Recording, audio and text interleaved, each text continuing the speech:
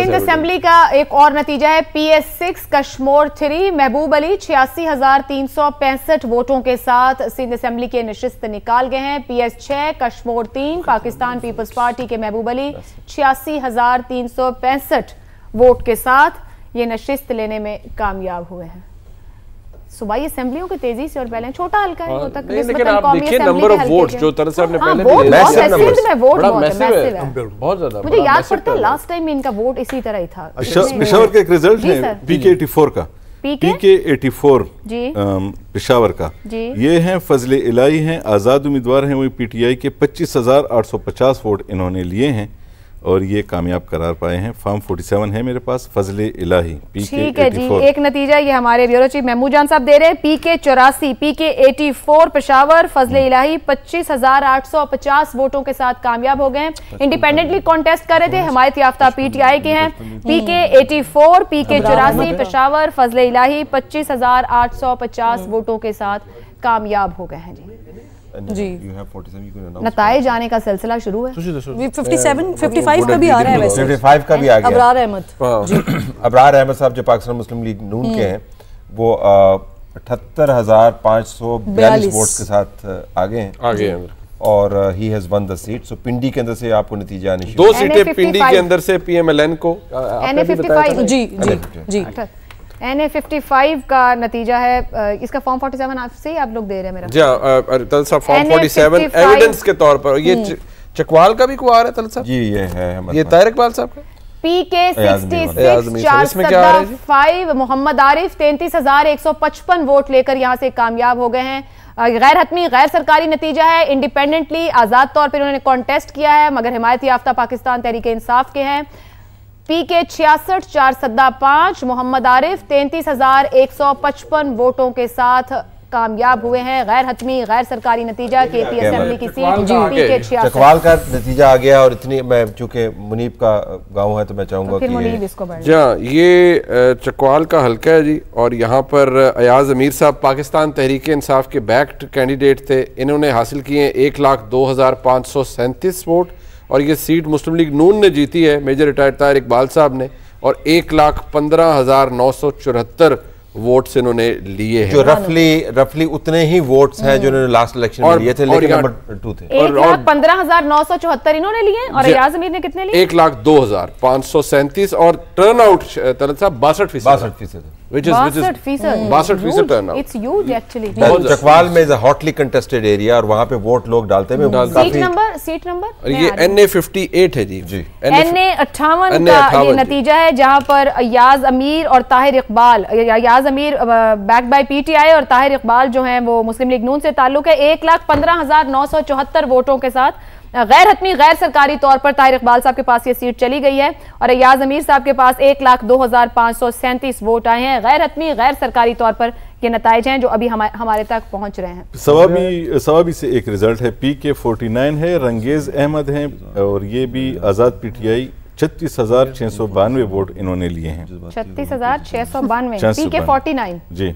और जीता कौन है वहाँ पे? रंगेज Ahmad.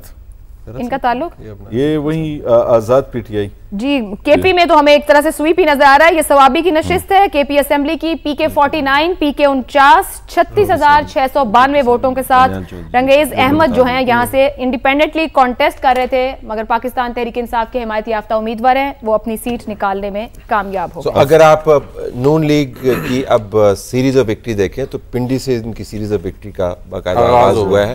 So it is moving up to the heartland of army जो चकवाल के अंदर से भी रिजल्ट आया है।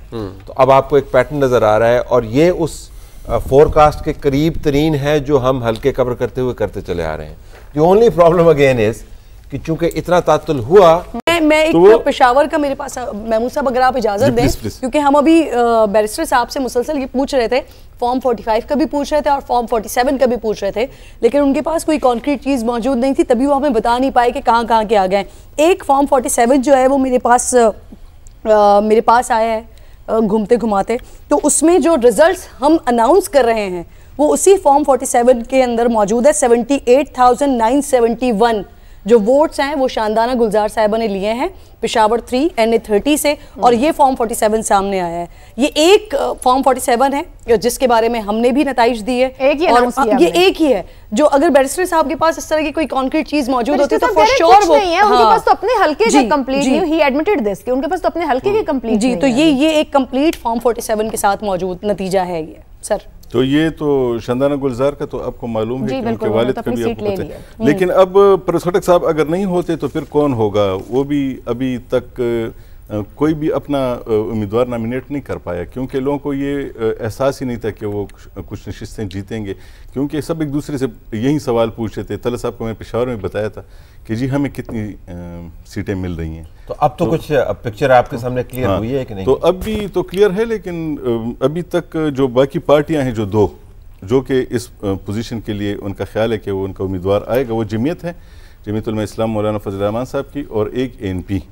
تو ان دونوں کی بھی ابھی کوئی سیٹ نہیں آئی ابھی تک جس کی بنیاد پہ ہم یہ کہہ سکیں جن کے پاس سیٹ نہیں ہے اور جماعت رکھ رہے ہیں جہاں پہ سیٹیں نکل رہی ہیں وہاں پہ نشان. تو ان حالات میں چیف منسٹر کون سا ہو سکتا ہے؟ کس پارٹی کا ہو سکتا ہے؟ ابھی تو یہ کوئی بھی ہو سکتا ہے، جس طرح نگران آ گئے، ان کا نام آ گیا اور بس وہ ہو گئے. لیکن ہمیں یہ بھی بتایا نا، ہم آپ سے ذرا یہ معاملہ ایگزاسٹ کریں، بلوچستان پہ بھی کر دیں، کیونکہ آپ کے کورسپونڈنٹس کا جال ہر طرف پھیلا ہوا ہے. ہم اب الیکشن کمیشن کی تو منت ترلا کر کے تھک گئے ہیں، تو کوئی شنید نہیں ہے وہاں سے. پارٹیوں کے دعوے عجیب و غریب قسم کے آ رہے ہیں.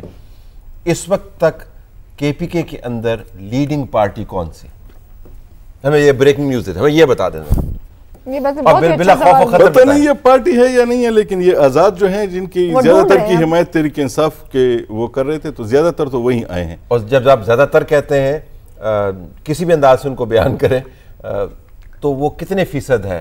یعنی اگر 10 سیٹیں ہیں تو اس میں سے 7 ان کے پاس ہیں، 6 ان کے پاس ہیں، 8 ان کے پاس ہیں، کیا ہے؟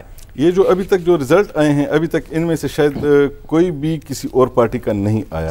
It's a clean sweep. That's what you're saying. یہ clean sweep ہے.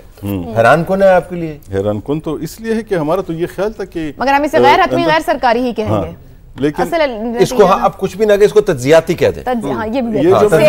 میں نے آپ کو ایک بتایا تھا کہ انہوں نے ایک اسٹریٹجی جو رکھی تھی تو اس کی بنیاد پہ دیکھتے ہوئے تو کسی کو احساس نہیں تھا کہ یہ اتنی نشستیں نکال لے جائیں گے، کیونکہ وہ ان کی جو اسٹریٹجی تھی وہ تھوڑی سی خفیہ سی تھی، جو انہوں نے پہلے بھی استعمال کی تھی، اور انہوں نے سوشل میڈیا کا اور ڈیجیٹل میڈیا کا کچھ وہ اس میں اپنے کچھ سورسز تھے ان کو استعمال کیا تھا، کچھ ایپس اور کچھ لوگوں کو ہائر کیا تھا، ان کی وجہ سے انہوں نے ووٹر تک ایکسیس حاصل کی تھی. اور یہ بالکل ایک نیا طریقہ ہے جو کہ پاکستان میں شاید پہلی بار ہوا ہے کہ امیدوار نہیں جا رہا، اس کے جو سپورٹر ہیں وہ نہیں جا رہے، لیکن بندے کو پتہ چل رہا ہے کہ اس نے کس کو ووٹ دینا ہے. میں نے آپ کے آنے سے پہلے شاندانہ کی کیمپین کا ذکر کیا، she did zero campaign ظاہراً، لیکن it was a very effective. ذرا بلوچستان کے مینگل صاحب کا رزلٹ آیا ہوا ہے ہمارے سامنے، پوچھیں بیورو چیف صاحب. بتائیے جی بلوچستان کے حالات کیا ہیں؟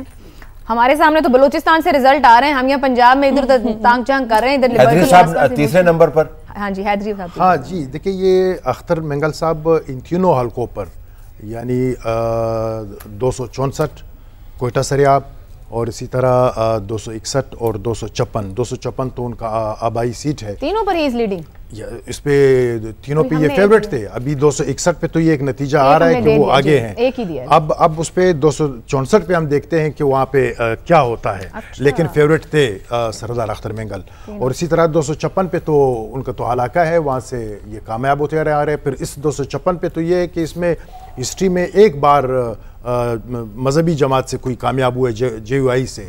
باقی جتنے بھی الیکشن ہوئے اس میں قوم-پرستی جیتے ہیں، اور اس قوم-پرست میں بھی بلوچستان نیشنل پارٹی یعنی اس سے پہلے جس بھی شکل میں یہ جماعت تھی ان کے نمائندے اس پہ کامیاب ہوتے رہے. تو یہ مستنگ سے پھر یہ توقع بھی نہیں کی جا رہی تھی کہ وہ مستنگ سے جیت جائیں گے. فیوریٹ اگرچہ تھے کیونکہ مولانا غفور حیدری اس کے مقابلے میں تھے، لیکن یہ ہوا کہ اب یہ نتیجہ ان کے حق میں ہے.